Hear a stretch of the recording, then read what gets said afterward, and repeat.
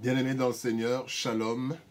Nous sommes dans la joie de nous retrouver ce vendredi 13 août 2021 pour notre dernière méditation de cette semaine. Et nous allons lire pour cela un seul verset dans la lettre de Paul aux Thessaloniciens, première lettre de Paul aux Thessaloniciens, chapitre 5, verset 15. 1 Thessaloniciens 5, 15. Voici ce que déclarent les Écritures. Nous lisons dans la version Louis II. Prenez garde que personne ne rende à autrui le mal pour le mal, mais poursuivez toujours le bien, soit entre vous, soit envers tous. Rendre le bien pour le mal, tel est le thème de notre méditation de ce vendredi 13 août 2021. La loi du talion, œil pour œil, dent pour dent, que nous trouvons dans Exode 21, 34, 21, 24, Exode 21, 24, et dont Jésus parle aussi dans Matthieu 5, 38, est en fait une loi installée dans le cœur de l'être humain. Certains appelleront cela rendre justice. Chacun de nous, en effet, éprouve naturellement le besoin de faire payer à l'autre ses fautes, surtout lorsque nous en sommes victimes. Le texte du jour est conforme à la vie du Christ par rapport à cette loi telle que nous pouvons le lire dans Matthieu chapitre 5, 38 à 48, où le Christ est en train, en fait, de donner un enseignement pratiquement contre cette loi du talion. Ce texte du jour nous recommande de rendre le bien pour le mal. Telle recommandation, bien aimé, paraît être comme un supplice. Laisser passer un mal, on comprendrait, mais de là, rendre le bien pourrait paraître comme une faiblesse et une injustice. Il n'en est pas ainsi, bien-aimé. Voici quelques principes à prendre en compte. Premier principe, c'est que faire le bien est notre nouvelle nature. Dans Luc, dans chapitre 3, verset 8, il est écrit « Produisez donc des fruits dignes de la repentance ». En Christ, nous sommes de nouvelles créatures, en vue de bonnes œuvres préparées d'avance, comme il est dit dans Éphésiens chapitre 2, verset 10. Faire le bien est donc notre nouvelle nature. Il ne peut en être autrement. N'est-ce pas qu'il est dit dans Galates 6, verset 9, « Ne nous lassons pas de faire le bien. Ne nous lassons pas de faire le bien, car nous moissonnerons au temps convenable si nous ne nous relâchons pas. » Ne nous relâchons pas de faire le bien. Le chrétien ne peut pas se relâcher de faire le bien. Faire le bien est une seconde nature ou une nouvelle nature du chrétien. Faire le bien. Le mal, bien-aimé, qu'on nous fait ne doit pas nous pousser au relâchement. Mais nous devons continuer car il y a une récompense au cas où nous ne nous relâchons pas. Bien-aimés, nous sommes de nouvelles créatures et faire le bien est notre nature. Deuxième principe.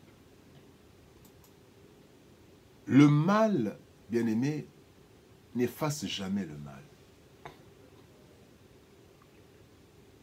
Le mal que nous pouvons faire à l'autre en réponse à son mal, bien-aimé, n'annule nullement la douleur et les dégâts causés. À quoi nous servirait-il alors de voir celui qui nous a fait pleurer pleurer à son tour. Une satisfaction d'un cœur d'amour? Pas du tout. C'est plutôt la satisfaction de notre colère, qui du reste n'est pas une vertu. Il a tué mon enfant, je tue son enfant. Mais est-ce que le mal d'avoir perdu un enfant va disparaître parce que j'ai tué l'autre? Non. C'est plutôt la satisfaction de ma colère. Et cela n'est pas une bonne chose pour les chrétiens. Troisième principe. Dieu est le seul juge parfait. Dans Romains chapitre 12, verset 19, il est écrit « Ne vous vengez point vous-même, bien-aimés, mais laissez agir la colère, car il est écrit « À moi la vengeance, à moi la rétribution, dit le Seigneur. » Bien-aimés, certes, un mal ne devrait pas rester impuni, dirait-on. Oui, mais Dieu est le meilleur et le parfait juge, qui sait punir quand il le faut et à sa juste valeur. Dieu juge les intentions des cœurs et il sait parfaitement quel est le degré de responsabilité de chaque personne. Bien, vous savez, quand nous voulons rendre le mal ou punir une personne, il y a deux choses. Nous pouvons avoir été à la base du mal sans le savoir, mais Dieu le sait. Peut-être que c'est nous qui sommes à la base du mal qu'on nous a fait. On a peut-être oublié ou on a perdu de vue, mais Dieu le sait. Et deuxième chose, nous pouvons pointer et punir la mauvaise personne. Nous pouvons croire que c'est telle personne qui a fait, alors que ce n'est pas elle en réalité. Et nous risquons de punir un innocent. Voilà pourquoi il faut laisser à Dieu la vengeance et la colère. Parce qu'il connaît le coupable, il connaît les intentions, il connaît les motivations et il punira à sa juste valeur.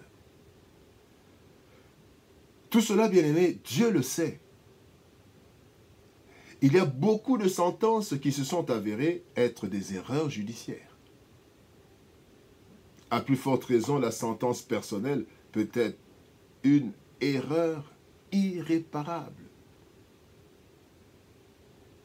Laissons à Dieu la rétribution et la vengeance. Quatrième principe, dernier principe, c'est que ce qui est impossible aux hommes, Dieu le rend possible. Dans Luc chapitre 19, verset 27, il est écrit, c'est Jésus qui parle, « Ce qui est impossible aux hommes est possible à Dieu. » Rendre le bien pour le mal subi n'est pas du tout facile, pas du tout. Cela paraît même impossible.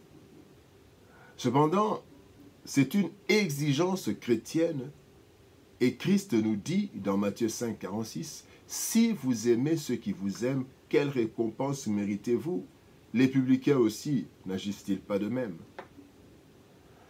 Nous ne sommes pas appelés à faire les choses comme tout le monde.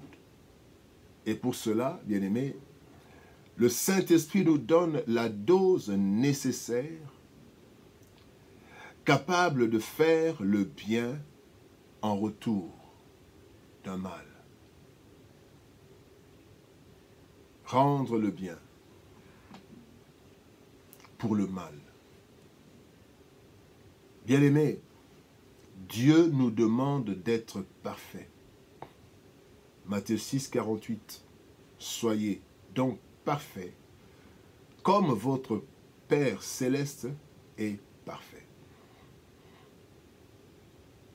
Et la perfection, c'est aussi de faire exclusivement le bien, puisque nous avons été créés en Christ pour pratiquer de bonnes œuvres. Donc le bien.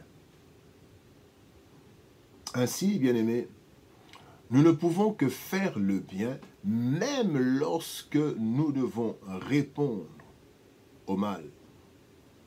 devrions devenir incapables de faire le mal, car devenus de nouvelles créatures en Christ, dotés de la puissance d'aimer même nos ennemis. Rendons donc le bien pour le mal, quoi qu'il nous en coûte. Tel est le message du Seigneur ce matin, notre méditation de ce vendredi 13 août 2021. Que Dieu vous bénisse. Shalom. Au revoir. Bon week-end. Et à lundi.